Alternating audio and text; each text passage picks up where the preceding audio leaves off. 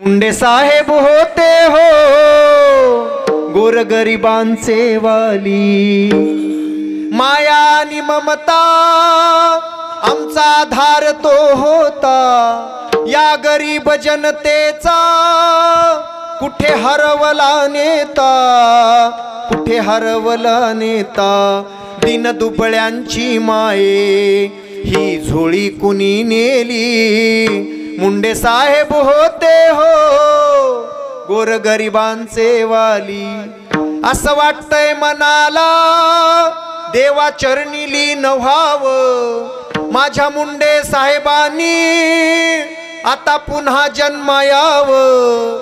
कष्टकरी मजुरांची ही जोळी कुणी नेली। मुंडे साहेब होते हो गोरगरिबांचे वाली, मुंडे साहेब होते हो गोरगरिबांचे वाली। माझ्या जीवीचा जिव्हाळा गेला सोडून आम्हाला, आमच्या विश्रांतीचं स्थान, आमच्या सुखाचं स्थान। एकाएकी आली हवा, कसा विझला मायेचा दिवा हो, कसा विझला मायेचा दिवा, मायेचा दिवा। हजारो गोरगरीब कार्यकर्त्यांना आमदार खासदार करून दाखवलं, असा नेता मी नाही पाहिला। लोक मोहळाच्या माशासारखे त्याच्या भोवती उगीच फिरत नव्हते। सहज भेटायला गेलं तरी सभेत रूपांतर व्हावं।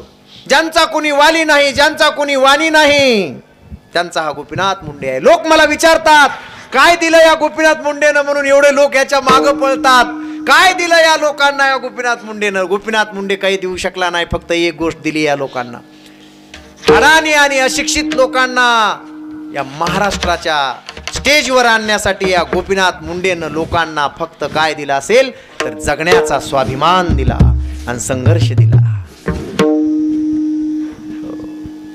इथले माणसं असे का बसलेत मला नाही अजून आकार कळला यांचा, मला कळना झालंय बरं का बाबा काय झालंय।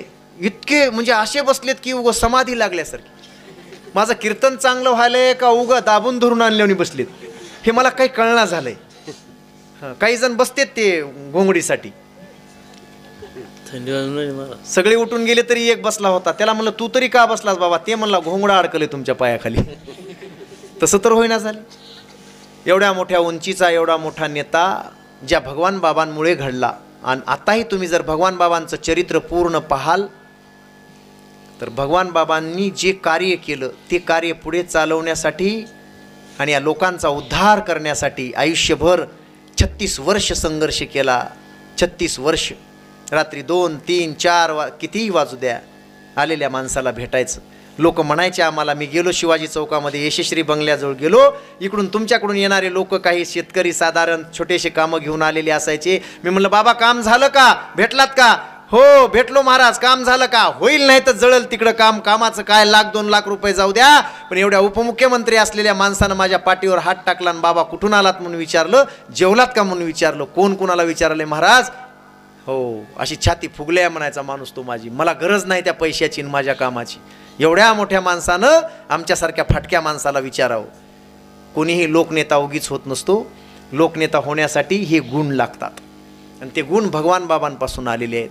भगवान बाबा म्हणायचे माझ्यामुळं कुणाला धक्का नाही लागला पाहिजे। साहेबही म्हणायचे तेव्हापासून 1972 पासून, तेही म्हणायचे की सहलीत गेल्यानंतर सुद्धा मुलांना सांगायचे कुठल्या पशु पक्षी प्राण्याला सुद्धा दगड मारायचा नाही, ते सुद्धा म्हणायचे। जिंकायचं असेल तर लोकांच्या हृदयावर राज्य करून लोकांना प्रेमानं जिंकता आलं पाहिजे, आणि या प्रेमानं या गोर गरीब कष्टकरी आळ्या लंगड्या पांगळ्या लुळ्या कुठपर्यंत जाऊन लोकांच्या झोपड्या जाऊन, अहो उपमुख्यमंत्री असणारा माणूस जर 4 पत्र्याच्या घरात जाऊन तिथं चटणी भाकर खातो, उपमुख्यमंत्री असणारा माणूस जर ऊस तोडणाऱ्याच्या फडात जाऊन त्या ऊसतोड कामगाराच्या डोक्यावरून हात फिरवतो आणि त्या ऊसतोड कामगाराच्या लेकराची आयुष्यभराची जबाबदारी घेतो। परवा आष्टीला कीर्तनाला गेलो, तो आष्टीत सांगितलं एवढा गाडा घेऊन ते भेळ विकणाऱ्या एका माणसाला 1 रुपयाला भेळ विकत होतं म्हणे तेव्हा ते माणूस।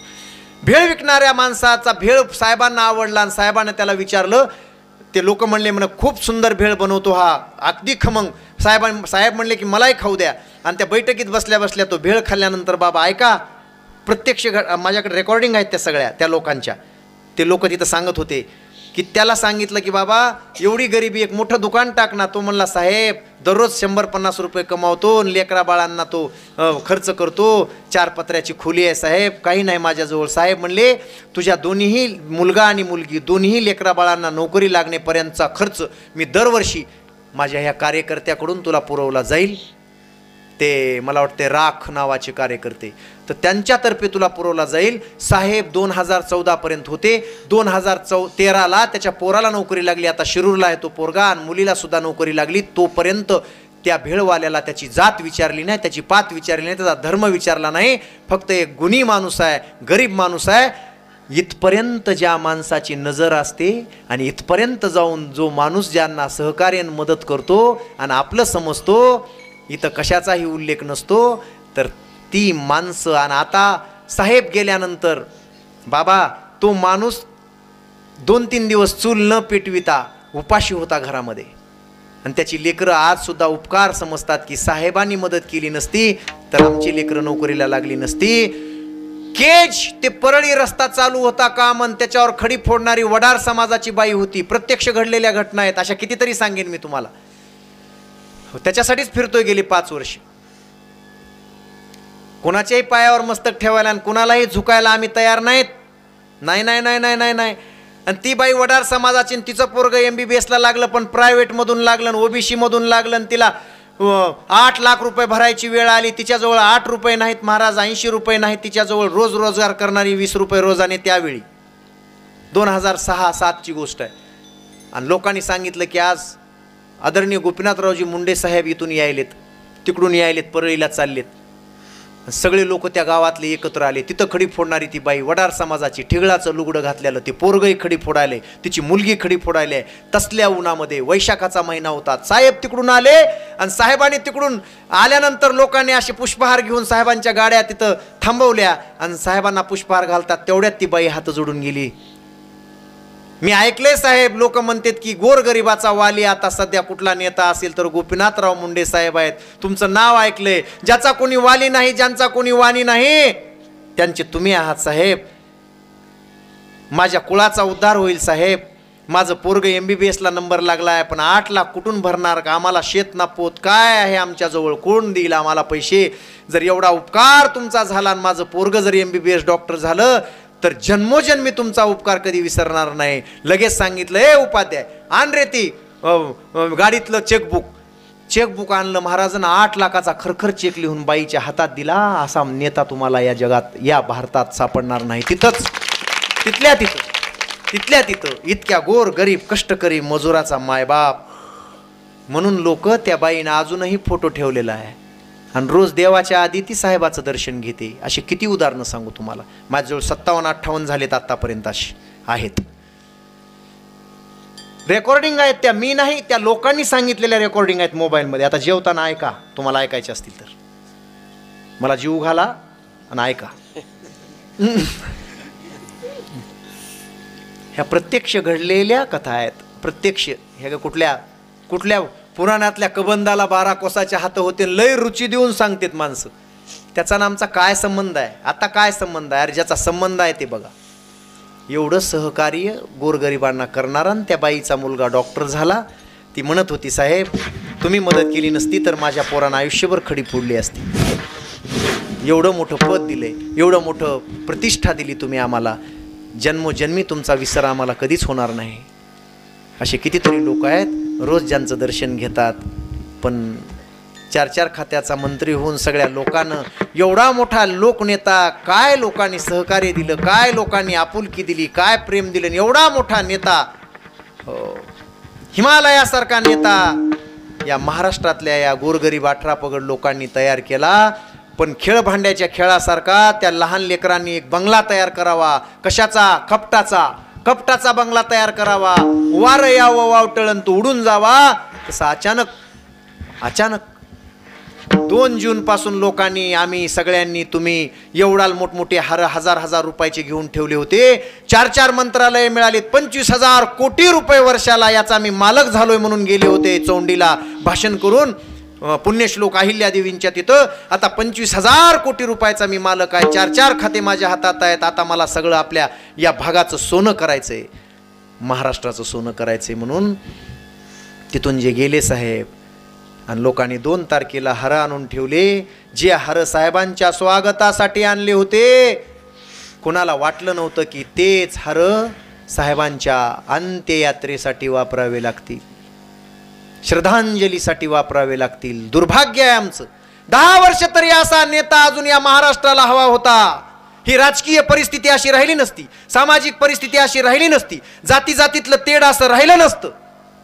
गरज होती, हा महाराष्ट्र सुखानं नांदला असता. त्या माणसाची गरज होती 10 वर्ष तरी. दुर्दैव आमचं. प्रत्येकाच्या हृदयावरती ठेवून गेलात तुम्ही पाऊल खुणा. साहेब, कधीतरी स्वप्नात येऊन तरी सांगा ना हो, तुम्ही येणार ना पुन्हा? येणार ना पुन्हा? काय होता गुन्हा आमचा, कशाची दिलीत सजा?